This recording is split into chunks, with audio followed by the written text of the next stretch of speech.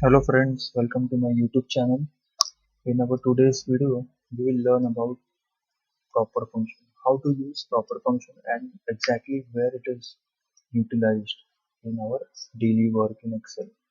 Suppose we are having an Excel with names, and in that if you observe in this sheet, the names which are mentioned is on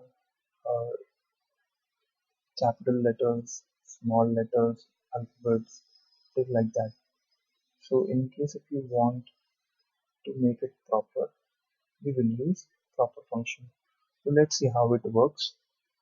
Now if you see the first name which is mentioned as Akshay, the alphabet is not in a proper order. It is capital letters, small letters.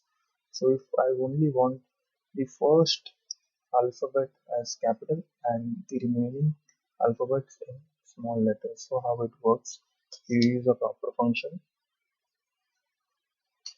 It is very simple, very easy. So we just need to put equal to proper. We'll select the cell, enter. So if you see the name Akshay is maintained in a proper format with capital A and then the remaining alphabets in small letters. So I'll drag down this formula to entire names which are available and we'll get a proper sheet. So if you like this video, you can share it with your friends and family and do not forget to subscribe my channel. Thank you.